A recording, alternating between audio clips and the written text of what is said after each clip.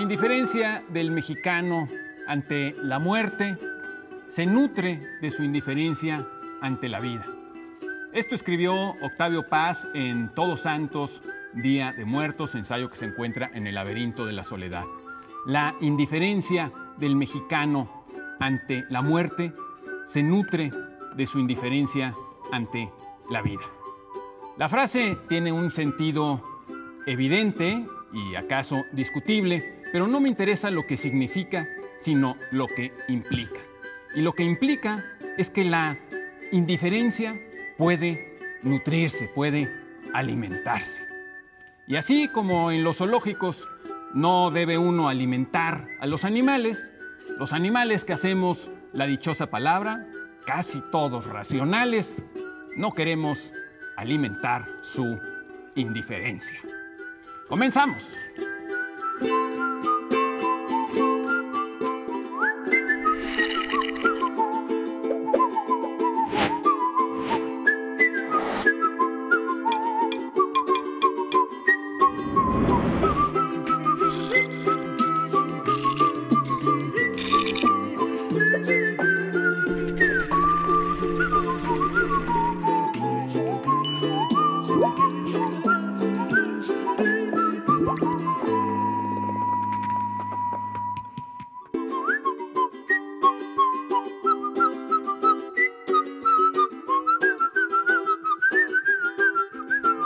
Javier Reverte nos dice, la aventura de viajar consiste en ser capaz de vivir como un evento extraordinario la vida cotidiana de otras gentes en parajes lejanos a nuestro hogar. Soy Germán Ortega Chávez, ¿cómo les va? Muy buenas noches. Bueno, entre los escombros de la biblioteca salió este libro que yo tenía olvidado, que es una joya. Adolfo Bioy Casares, Diccionario del Argentino Exquisito. Y me encontré muchas cosas que yo pensé que eran más bien como de los millennials y son de 1978 al menos, ¿no? En ese momento Por ejemplo, la palabra tipo, muletilla de círculos exclusivos que sirve para identificarse y que viste mucho. Podría traducirse por a eso de las. Ejemplo, te llamo esta noche tipo las 9. Yo pensé que era de jóvenes y miren nada más. Soy Eduardo Casar, bienvenidos. Tipo las 9, que mañana serán las 8 porque hay que retrasar el reloj esta noche, ¿recuerdas? Ah, sí, tipo retrasarlo. Se acerca noviembre y las ciudades se llenan de cempasúchil, de calaveras, de papel picado y el refranero también nos saca muy buenas joyas acerca de la muerte. Yo encontré estas 4 de hoy que les paso a compartir. Bendita la muerte cuando viene después del buen vivir. Contra la muerte no hay ley. Mata al papa, mata al rey. Lo que esconde el más allá, tras la muerte se sabrá. Y esta, que me parece la más certera de todas. La muerte es lo único seguro que tenemos en la vida. Nosotros lo que tenemos aquí seguro es que la próxima hora vamos a disfrutar de muchas dichosas palabras, así que quédense con nosotros porque estamos ya comenzando. Muy buenas noches, yo soy Laura García. Estupendo, entonces vamos, si les parece bien, a recordar primero cuál era la dichosa, cuál era la pregunta que les pusimos en las redes sociales desde temprana hora. Y dice lo siguiente: si pudieras traer del reino de los muertos a un escritor para que escribiera un libro más, ¿a qué escritor traerías y sobre qué te gustaría que escribiera su, hasta hoy inédito, libro? Bueno, pues Rafael Angón no nos habla de este escritor para que escriba otro libro, pero pues muy adecuado para la época. Nos dice, a mí me gustaría revivir a José Zorrilla para que cobre regalías por su Don Juan Tenorio. Y que se pegue la buena vida. Yo tengo aquí dos, una de Imer Perzabal, que dice a Jorge Ibargüengoitia para que escribiera sobre las redes sociales. Y esta que le va a gustar mucho a Eduardo Casar, de Raúl Solís, que dice a Julio Cortázar para que escribiera sobre el rock. Muy bien. Y Carlos Castillo se traería a Edgar Allan Poe. Su escritura ya era oscura, imaginen después de visitar el reino de los muertos. Muy bien. Bueno, y Laura mencionaba el papel picado. Yo creo que es una buena definición de lo que es un buen libro. Es un papel picado. Que te pica, que te deja picado. Picante, entonces. Claro, un papel No. picado está bien.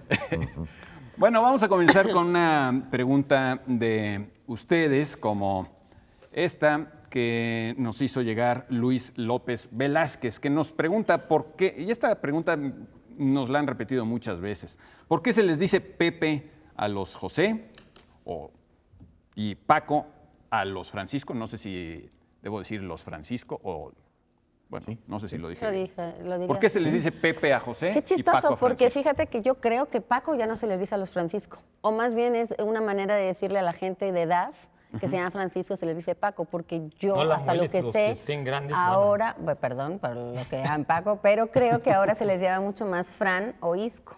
No sé por qué. ¿Ah, sí? Sí, pues se usa más entre la gente. En los millennials, vamos a preguntarle a tus... A lo mejor es un argentinismo. Pero entonces Pero Paco- el de mamá soy Paquito tendría que ser hoy. Mamá, soy Fran. Mamá soy Cisco. Francito. Y es que, claro, Francito. Fran no suena tan... Bueno, el Paquito lo que pasa es que pues, además admite un diminutivo y Fran quizá no tanto, porque ambos son hipocorísticos, es decir, esas formas con las que se designan de forma cariñosa, abreviada o infantil a un nombre propio. Y pues a Eduardo se le puede decir Lalo. Sí, que nunca he Germán y entendido Pablo, por qué. no sé si los aceptan, ¿no? Ahí no. Bueno, a Lau de Laura. Son acortamientos muchas veces como Tere, como Caro, como Chayo. Es decir, hay muchos nombres que se acortan. Luego hay otros que son por formas infantiles, que ahí no tiene nada que ver que sean abreviados, porque tú puedes decir, ¡ay, mi cocorroncho chititito! Y esa es muy larga y sin embargo es un hipocorístico, porque le estás diciendo algo. Sí, pero los de una forma- diminutivos se alargan. Pero Pepe y José miden Pero lo Pepe mismo, y ¿no? José, además... Ah, Pero el bueno, tienes cariño, razón. el cariño. Pero el cariño. Ah, ok. La No, afectividad. está bien. Nomás yo digo que no es más corto No sé, decirle no sé Pepe a que ti- si a ti decirle te José. pasaba, pero a mí Quizá cuando más mi madre, fácil, pero cuando no. mi madre me quería regañar, me decía nombre y apellidos. Entonces, Sí, cuando uno claro. ya le decía, no, Laura García Arroyo, Sí, sí, entonces tú decías, claro, ay, claro. ahí viene el regaño. Entonces, una manera de hacer que es un poco más cercano, porque te llevas más o porque le quiere decir que es algo más amigable, es diciéndole de otra manera. Pepe y Paco, lo que pasa es que son los que de alguna manera resultan más... diferentes porque su deformación es mayor. O sea, la de Teresa Tere o la de Toño Antonio, pues más o menos se deduce. Pero la de Pepe y la de Paco, digamos que tienen una deformación que, como todas estas cosas, tiene sus versiones. Hay una versión que resulta religiosa y hay otra que resulta más infantil. La de los infantiles es porque a los Pepe se le decían, bueno, a los José se le decían Giuseppe, a partir del Giuseppe italiano, que se dice así José, se supone que eso Josep. pasó a ser Josepe en España, y entonces de Josepe, Pepe. Eso es una manera que dicen que era como más infantil de abreviarlo. A lo La- mejor en el Provenzal, que está entre Italia y en el sur de Francia, no sé cómo se diría, a lo mejor se diría algo parecido, más parecido a Pepe, Giuseppe Pepe, que no sé cómo se dice. Sí, porque Josepe, ahí sí Provenzal. puedes entender que Pepe sea casi un acortamiento. Más o menos, pero más o menos. En el caso de Francisco pasa un poco lo mismo. Dicen que los niños, en lugar de decir Francisco, que se les dificultaba mucho, decían Paquico, y entonces de ahí Paco.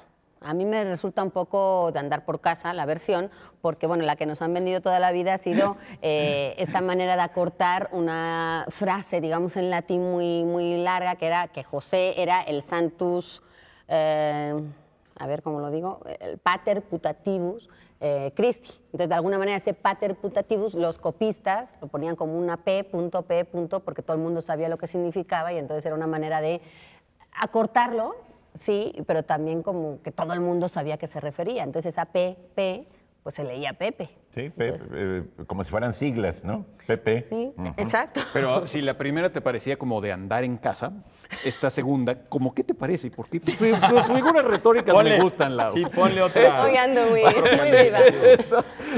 Pues es que me parece que también, sí, o sea, viene del latín, está bien, pero recordemos también que en aquella época había mucho analfabetismo, entonces me parece bastante asombroso que la gente que se dedicaba a evangelizar o a expandir la palabra de Dios utilizara estas abreviaturas que me parecían casi una forma como de faltar al respeto, podríamos decir, incluso que dijeran que el padre putativo pues fuera Pepe, ¿no? No sé, me parece que eso es más del vulgo, del pueblo, más que de alguien que domina el latín y que está metido en los monasterios y que cercano a los Ahora, libros. sí está documentado, Sí, sí.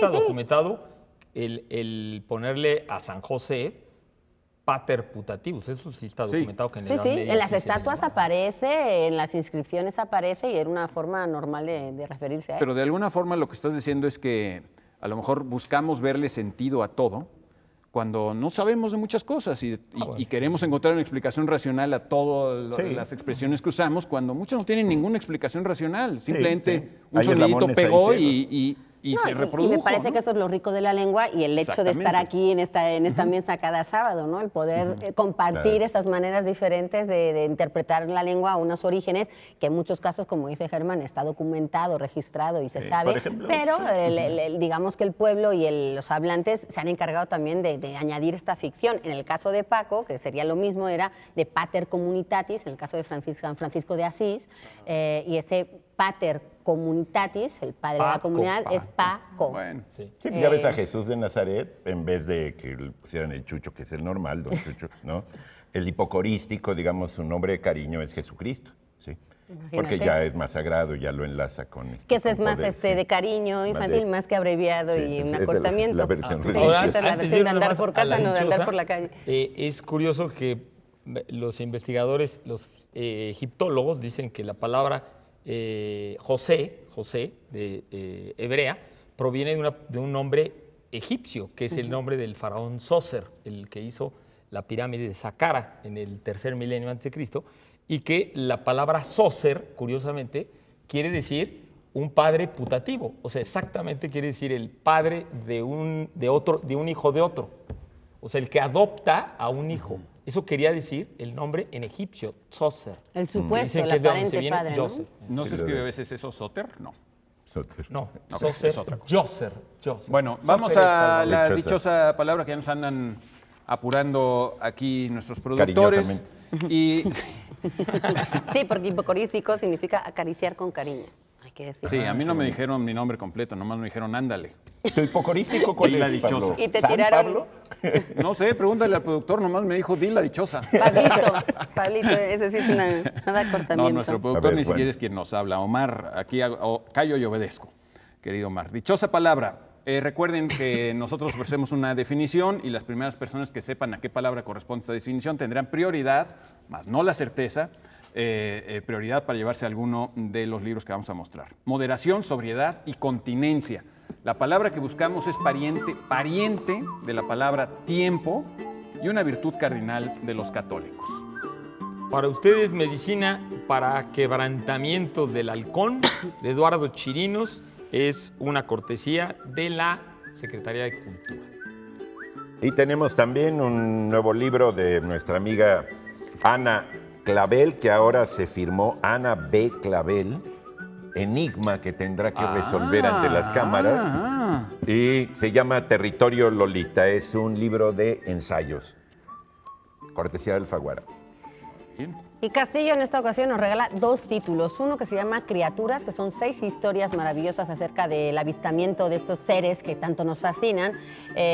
Son 6 autores y son unos cuentos de extraña fascinación que ha recopilado Carlos Sánchez Anaya, al que mandamos muchos saludos desde aquí. Y el otro es de Drácula a Madero, un viaje todo incluido a la decena trágica de Mónica Broson. Que es una historia bastante particular. Gonzalo encuentra esta máquina de escribir y él decide que es la máquina donde Stoker escribió Drácula y a partir de eso hace una sesión de espiritismo para invocar el alma de Stoker y aparecen en la decena trágica. Bueno, ya había máquinas de escribir cuando vivía Bram Stoker. Él, Gonzalo, decidió que sí. Ok. Vamos a hacer una pequeña pausa para ir con nuestros pacientes patrocinadores y volvemos aquí a la dichosa palabra.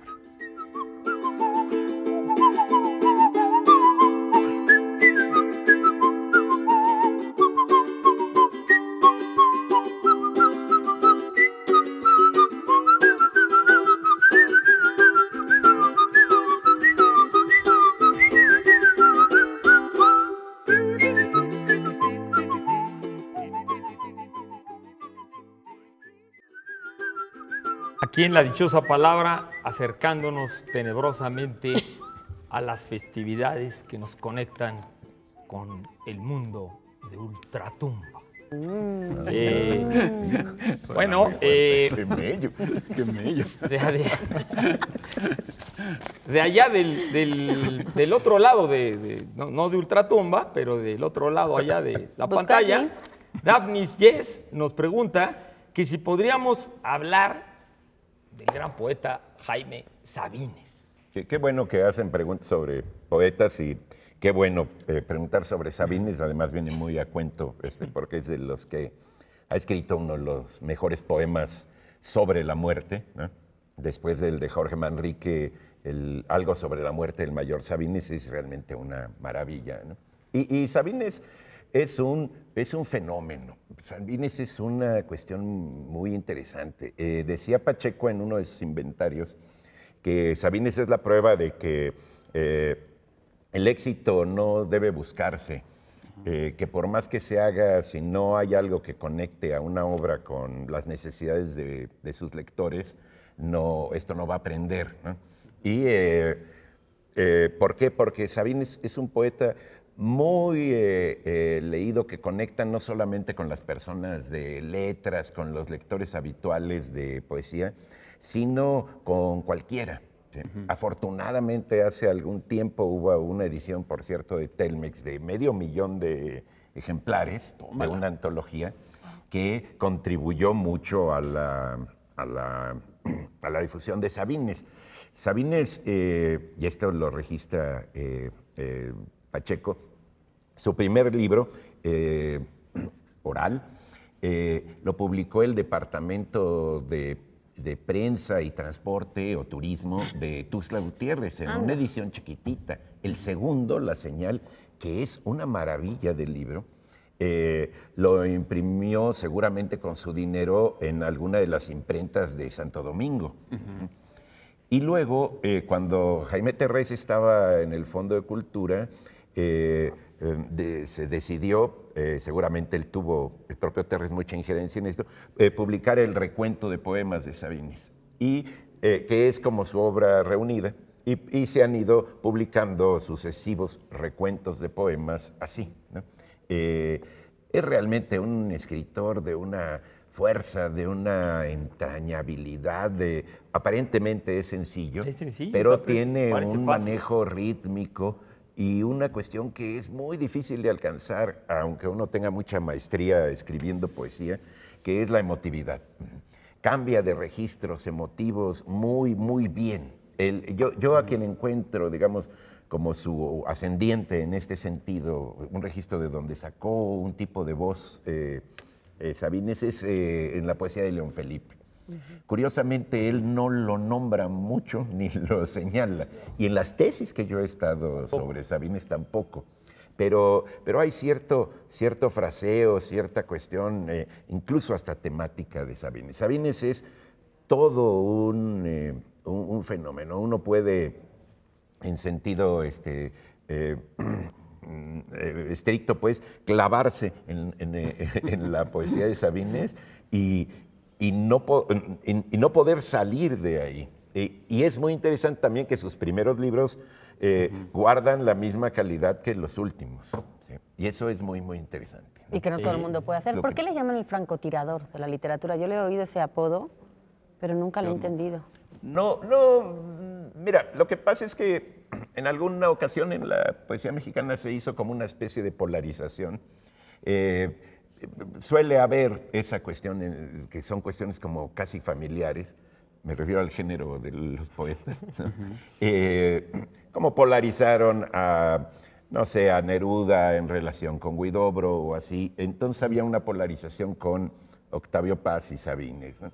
Incluso es muy famoso un texto de Sabines que dice, hay dos clases de poetas modernos, aquellos que se tropiezan con una piedra y dicen, luz, luz, eros, la garganta de la luz pare colores, coleros, y aquellos que se tropiezan con la misma piedra y dicen, pinche piedra. ¿Sí? Entonces, esa formulación es de Sabines, ¿sí? Que tiene mucho que ver con el uso de un lenguaje, su alejamiento en relación con el tipo de lenguaje habitual. Yo creo que esa polarización es muy, muy falsa. Digamos, un poeta como Muy Paz necesaria, claro. fue de los que mejor teorizó y usó palabras altisonantes en su poesía y en sus ensayos, ¿no? Entonces, creo que es una polarización de, digamos, Sí. de envidias de momentáneas y circunstancias. Esas cosas se olvidan con el un poco tiempo, ¿no? abstracta. Afortunadamente. A mí me interesa mucho también porque, a propósito de algo sobre la muerte del mayor Sabines, es un poema que él escribe, que el poeta escribe en un momento pues, de mucho desgarro por la muerte de su padre, etcétera. Pero lo que me interesa es cómo, a pesar de el dolor y de todo lo que por lo que está atravesando, ves a alguien que se ha entrenado, por decir una palabra deportiva, perfectamente en el género de la poesía. Y ves cómo todo, quizá de una manera inconsciente, pero toda la lectura, toda la tradición está ahí puesta, ¿no? Y yo creo que basta incluso con recordar cómo comienza algo sobre la muerte del mayor Sabines, que si mal no recuerdo, dice, déjame reposar, aflojar los músculos del corazón y poner a dormitar el alma para poder hablar, etcétera, etcétera, los días más largos del tiempo. Y si lo comparas con el de Manrique, que es, pues, digamos, el paradigma de ese tipo, de ese género poético, pues también comienza así, ¿no? Recuerde el alma dormida, avive el seso y despierte, contemplando. O sea, realmente ahí está todo ahí como cruzándose. Luego, por ejemplo, si recuerdas el poema que García Lorca escribió cuando murió su amigo Ignacio Sánchez Mejías, ¿no? Que comienza, fue a las 5 de la tarde, a las 5 de la tarde, un niño trajo la blanca sábana a las 5 de la tarde, eran las 5 de la tarde, las 5 de la tarde, las 5 de la tarde. Y Sabines tiene un fragmento en algo sobre la muerte del mayor Sabines que dices, es que ahí está, digo, y muy posiblemente de forma totalmente inconsciente, pero ahí está, ¿no? Es, te enterramos ayer te enterramos, te echamos tierra ayer. Sí, lo que demuestra ya que estás con nosotros desde ayer. O sea, la poesía se nutre de la esas tradición, aunque la renueve, aunque le dé otros caminos, otros senderos, están presentes siempre estos elementos, digamos, de las otras elegías, ¿sí? Claro, la tradición elegíaca. Pero volviendo a lo interesante es que uno tiene que, si no tiene la mente entrenada, Sí, la inspiración no te va a hacer nada. Me explico, lo pongo como un ejemplo de eso. O sea, el dolor, pues no me atrevo a decir que Sabines haya sufrido más que cualquier otro huérfano. Simplemente lo que pasa es que tenía una mente entrenada Para en la poder- no, y poesía. era un Entonces, si escritor tienes en- eso, tienes las armas, En ¿no? toda la regla, ¿no? Él mismo cuenta que cuando ya en sus últimos años, que más es alguien que sufrió bastante la Muchísimo, salud, sí. pues él escribió un soneto diario para no olvidar escribir. Es decir, él a lo que le preocupaba, no sé, me imagino que claro que le preocupaba su cuerpo, su salud y demás, pero a lo que le preocupaba era olvidar escribir. Entonces, como ejercicio, así diario, Sí. como constante y cotidiano, era escribir un soneto, cosa que a los demás, a lo mejor como ejercicio diario, nos ponen a hacer, no sé, cualquier Sí, cosa, que él po- se autodisciplinaba con eso. Y por cierto, en algo sobre la muerte del mayor Sabines hay una serie de sonetos imperfectos si uno se pone, digamos, como gramático a contarle Ale. las sílabas y a verle las... Pero muy emotivos, muy exactamente. llegadores. Pero funcionan fantásticamente, ¿no? Bueno, yo un poco, para lo que tú decías, yo no sé, pero tú probablemente lo sepas mejor, pero un poco veo que lo que le pasó a Sabines, que tú decías de la calidad de la poesía de Sabines desde el principio hasta el final, hay artistas en general, pintores, músicos, lo que sea, ¿no? En cualquier ámbito, que aunque sean muy grandes todos, igualmente grandes o muy difíciles de comparar, unos trabajan muchísimo más en el manejo del medio, ¿no? Digamos, a Beethoven le costaba muchísimo más trabajo componer que a Mozart, por ejemplo, o que a Rossini, ¿no? O sea, Rossini, Mozart, no trabajaron tanto para hacer lo que hacían, les brotaba más. Yo un poco siento que Sabines, desde el principio un poco, le brotaba más. Luego Sí, se aunque- disciplinó porque le gustaba mucho escribir, pero creo que también es de esos poetas que tuvo que ser poeta porque no tenía de otra, ¿no? O Sí, sea, ahora, Porque le brotaba. no tenía de La otra. poesía ¿no? completa de Sabines es de este tamaño, ¿sí? El recuento de poema no es un poeta, lo que pasa es que seleccionó mucho. Exacto. Porque un buen libro de poemas es muy bueno que todo lo que al propio autor le resulta muy importante por razones personales, lo deje reposar para realmente poner los que son muy buenos. Su primer libro de poemas de Sabines es muy bueno. Y él estaba joven y seleccionaba muy bien, ¿no? Yo me sé 2 versitos que son muy así. Dice, el sol, qué lento, se tendía, se estaba quieto. Él decía, el sol, qué lento, se tendía, se estaba quieto. Incluso en la manera salió Jaime. enunciar, Sí, le estás imitando su voz. oyes tú el tipo de, digamos, de musicalidad en la que está él pensando. ¿Sí? Tiene un ritmo magnífico y uno dice, ¿de dónde sacó esto? Lo sacó del lenguaje. Claro. Lo sacó del hecho de ponerse con un lenguaje a moverse. Trabajarlo, ¿no? sí. Sí. Digo, un buen futbolista es el que hace garigoleos y todo esto y así, con una pelota. Sin la pelota no es tan buen futbolista. A lo mejor podría ser un buen bailarín. Es otra cosa, ¿no? Esto es muy...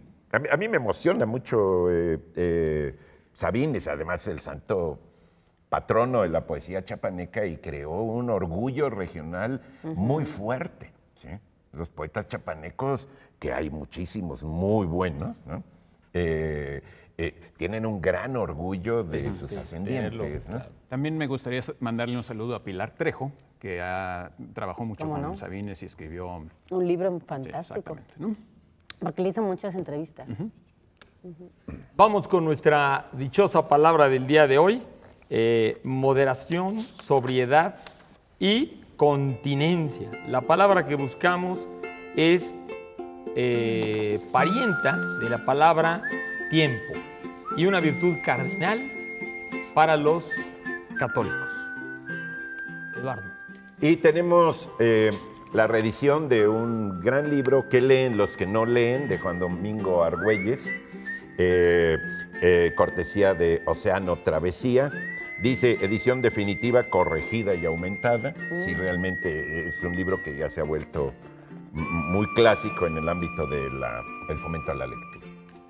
La semana pasada anunciamos Acertijero, pues Valentín Rincón y Alejandro Magallanes vuelven a hacer mancuerna para presentarnos en esta ocasión el palindromero de nuestras ediciones, estos juegos de palabras que no se inventan, que se descubren, estas palíndromos, que son aquellas palabras que se leen igual de derecha a izquierda que de izquierda a derecha y que, según el autor, guarda cada una una historia narrada, un cuento, a partir de este juego con las letras. Así que palindromero, otro libro muy bonito de nuestras ediciones.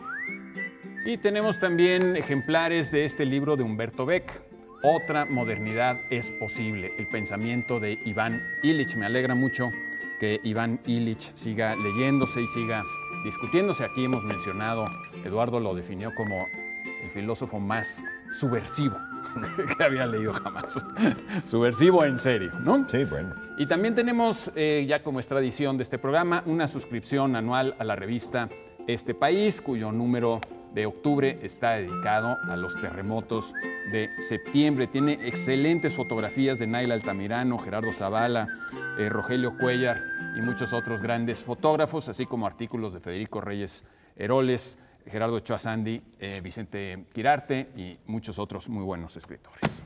Búsquenla. Pues vamos a un corte y ahora regresamos.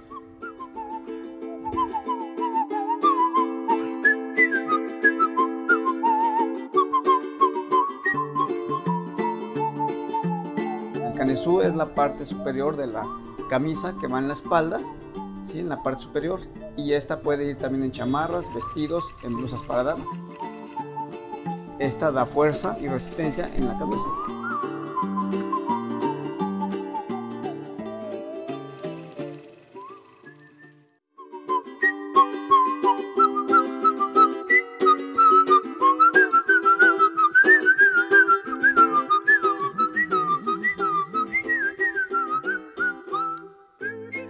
Lo que acaban ustedes de escuchar es la cortinilla de regreso. Ahora les voy a dar la bienvenida al bloque. Bienvenidos. Vamos a iniciar la divagación. Para que vean que eso es lo que tenemos en nuestra Que vean que sí escaleta. seguimos las órdenes. Sí, que- No que- vienen aquí las respuestas. Bueno, Bueno, ahí la última les va. página un poco. Bueno, un poco. Mariana de la Concha pregunta sobre el sueño del pabellón rojo. El sueño del pabellón rojo. Bueno, pues el ¿Qué sueño es- del qué es que pabellón sí? rojo, no hay, que yo sepa, otro sueño del pabellón rojo en la historia de la literatura mundial, más que este sumum, así lo calificó Lin Yutang, este escritor chino muerto en Hong Kong, que hizo como de puente entre el mundo cultural de China, ¿no? En la primera mitad del siglo XX y hasta mediados del siglo XX, que hizo como puente entre la cultura china y la cultura occidental. Lin Yutang nos dice que es la máxima manifestación de la novelística china. Después de Lin Yutang, otros investigadores occidentales estudiaron ya chino y todo y llegaron a calificar en la década de los 70 basado, por supuesto, en criterios chinos, que había 4 grandes novelas chinas que eran las más extraordinarias. Luego dijeron que había 6, ¿no? Luego le agregaron Ya ves cómo crecen. ya ves cómo crecen los críticos, pero es un criterio occidental, pero se conocen como las 4 grandes obras de la literatura china, de la cual, de la novelística, la última es precisamente El sueño del pabellón rojo. Las otras 3, bueno, es El romance de los 3 reinos, que es una obra del siglo XIV, otra obra del siglo XIV es A la orilla del agua, y la otra es, que alguna vez ya platicamos de ella, el viaje al oeste, que es probablemente la obra más importante cultural y religiosa de la literatura china. Y luego esta obra que se escribió en la segunda mitad del siglo XVIII. Hay una que es Monogatari, Kenji Monogatari. No, esa es japonesa. Esa es japonesa. Esa es japonesa de Murasaki Shikibu, el Genji, Murasaki. la historia del príncipe Genji. ¿No? Bueno, esta obra del sueño del pabellón rojo es una obra escrita por, bueno, ya ven que ahora en las últimas décadas han cambiado la forma como leemos los nombres chinos y pues antes se le llamaba Xiao, al autor le llamamos Xiao Guech-chi y ahora le llamamos Cao Chueqin, ¿no? Como ¿sí? Chuequín, Cao Chuequín. ¿no? ¿Y Entonces, eso porque hemos para que se aprendido acuerden. a pronunciar o porque nos regañaron? No. No, pues que cambió la Cambiaron forma la- de escribir. Acuérdate, La antes era caligrafía. Pekín, ahora es Beijing. Lo de Beijing y Lo de Pekín. Beijing, que Claro, es tiene la que ver forma con eso. de traducir los nombres. Está bien. Entonces también ha generado cierta confusión en la fama de los personajes. Ahora, esta obra es una obra muy grande que curiosamente está escrita por 2 autores. O sea, el primer autor, que es Cao Xueqi, escribió 80 capítulos y cuando murió, ni siquiera la obra se había publicado más que a mano.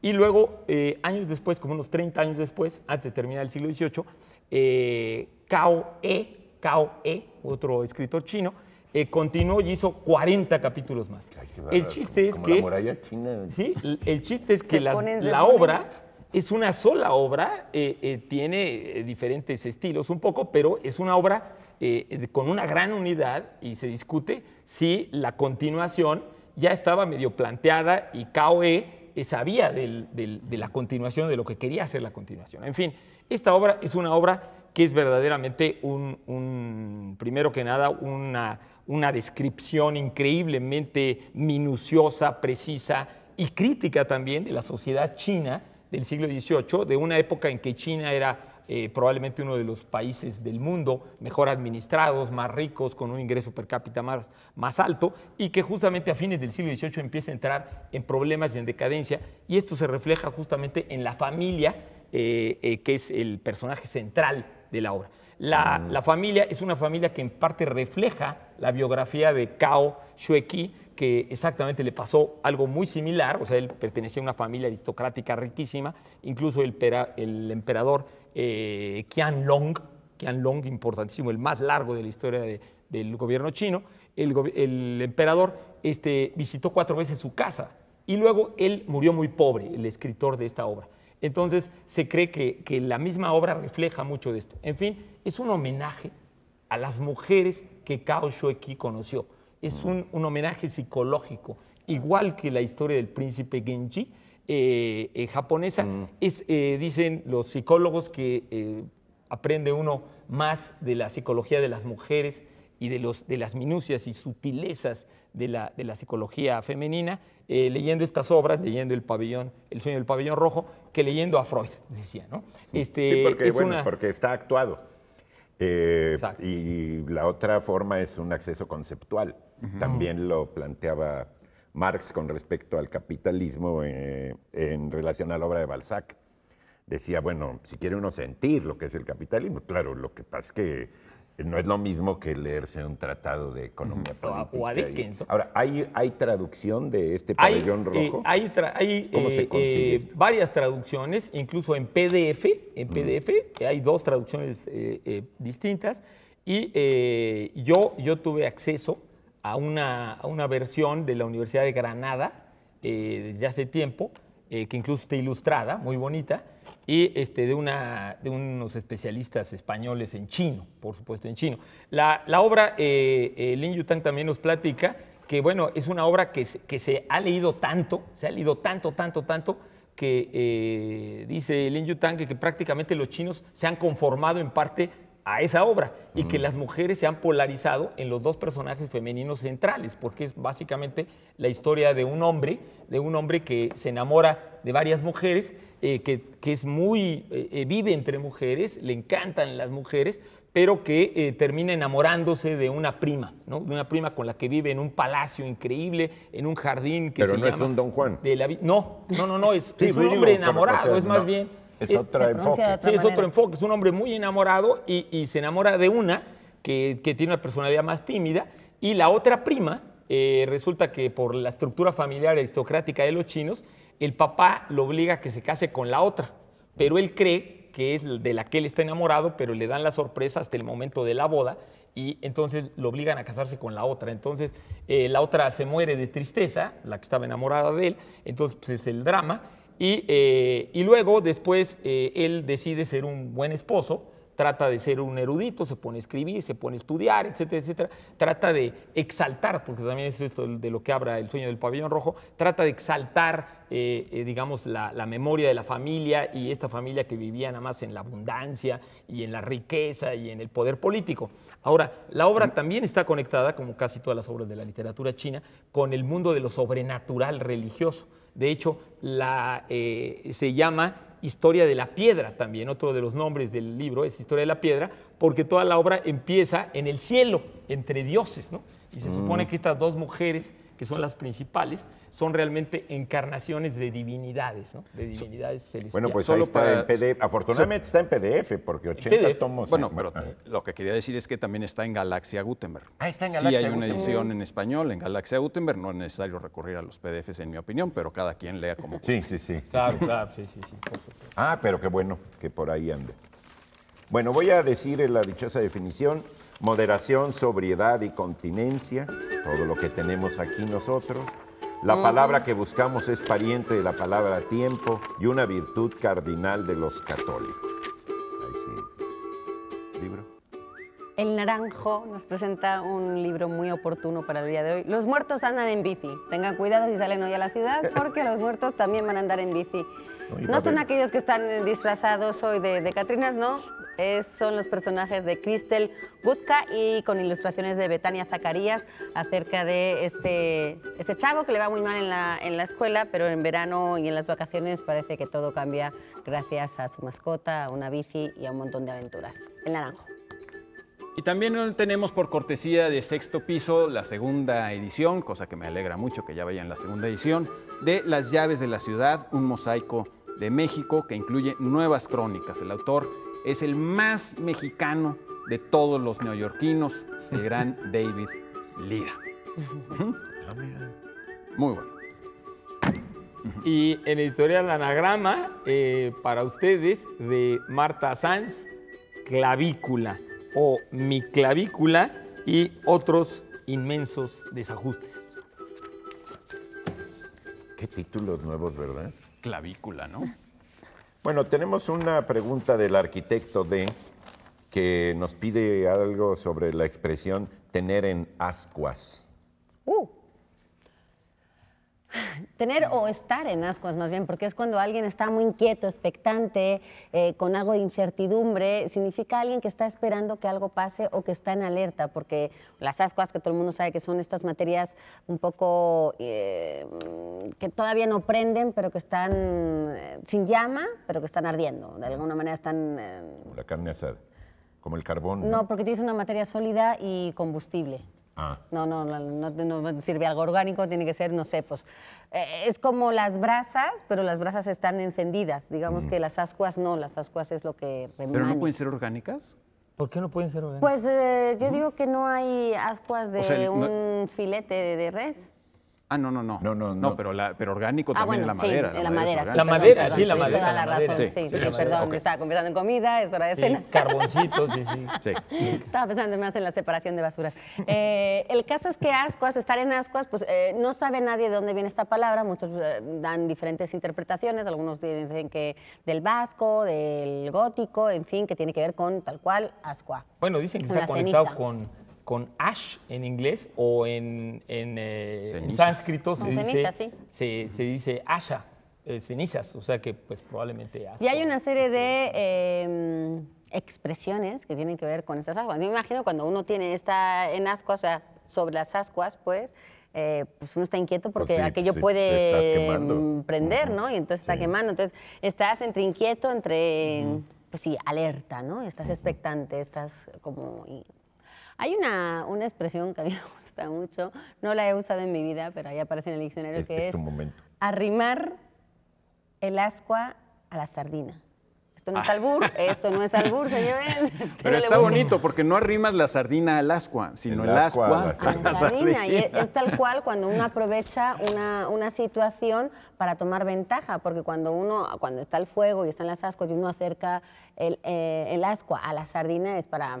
pues abrazarla, para Sí, cocerla, para cocinarla. ponerla sabroso. Pero exacto, lo que arrima uno es el ascua, no la sardina. Ahora, ahí- la expresión que, digamos, en el ámbito religioso yo sabía, pues tiene que ver con que desde principios de la humanidad, desde el paleolítico, los chamanes caminan sobre brasas, que es un fenómeno... Como si fueran sardinas. Sí, caminan sobre brasas Bueno, hay ardiendo. muchas fiestas, que es un que fenómeno. todavía mantienen No, esa por supuesto. En costumbre. España hay un pueblo que se llama San Pedro Manrique, donde cada año en el solsticio de verano El 24, no, el caminan, 24, es por San Juan. es la noche de caminan, San Juan. exactamente, ¿Ah, sí? caminan muy cerca de San Juan, caminan sobre brasas ardiendo, ponen brasas ardiendo como playa, 5 hay que metros decir.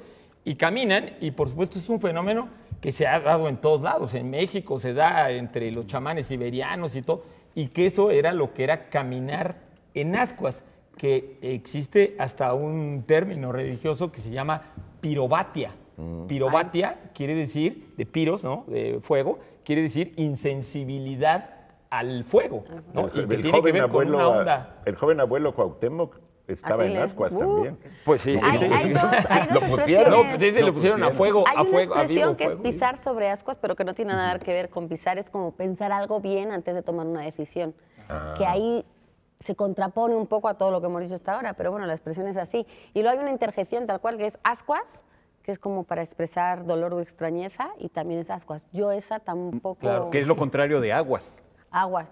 Ascuas, O de claro, oscuas. sí. Bueno, Ascuas. Hay un pequeñísimo Ascuas que ya poema nos de... tenemos que ir. Hay un pequeñísimo poema de Vasco Popa que dice: solo éramos un puñado de ascuas calcinando juntos, qué bonito. y así le dimos una bufetada a los incendiarios de este mundo. Ah, está bueno. Quédense con eso.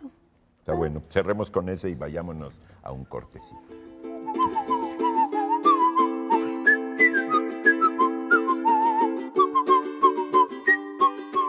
Un doxógrafo es una persona que se dedica a escribir acerca de las opiniones y de las vidas de filósofos y de científicos del pasado. Y no hay mayor ejemplo de doxografía que las vidas de los filósofos más ilustres del gran Diógenes Laercio, quien creemos que vivió en el siglo III de nuestra época. Y digo creemos porque él mismo no fue doxografiado. Su libro nos ofrece, por un lado, el retrato de un mundo casi totalmente desaparecido, de una gran agitación intelectual, y por otro lado, también es un compendio muy sabroso de vidas y de anécdotas. La edición que recomiendo viene acompañada, además de las vidas de los sofistas, de Flavio Filostrato, sofistas que, según yo, merecerían ser mejor recordados tan solo por su nombre. Fíjense cómo se llamaban estos tres: Loliano de Éfeso, Atenodoro de Eno y Trasímaco de Calcedonia. Vidas de los filósofos más ilustres de Diógenes Laercio es el volumen 427 de la venerable colección Sepan Cuántos de Editorial Porrúa.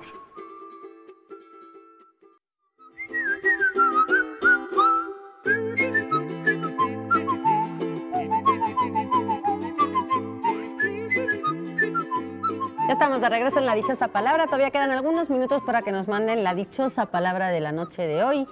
Recuerden todas nuestras vías de comunicación para que nos la hagan llegar y para llevarse los libros de esta noche. No hay para todos, pero nos encantaría por lo menos repartir los que tenemos sobre la mesa.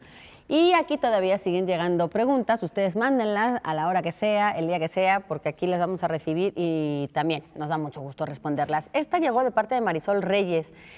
Nos pregunta, o más bien nos pide que hablemos etimológicamente de la palabra angustia frente a la palabra ansiedad. Esta va a estar buena. Bueno. Vamos a terminar el programa ansiosos y angustiados. Pues es que como viene la muerte. Sí, no. Bueno, su guadaña. En principio es extraña la pregunta porque así como una frente a la otra, en realidad las dos tendrían relacionadas, prácticamente sí. la misma raíz si nos vamos suficientemente atrás, que sería una raíz indoeuropea, la raíz ang, que significa estrecho o algo angosto, oprimido, ¿no? Y angustia, en latín, el plural de angustia, angustiae, incluso significaba un lugar físico, podía ser un abismo, un desbarrancadero o un estrecho en el mar, un desfiladero. Todo eso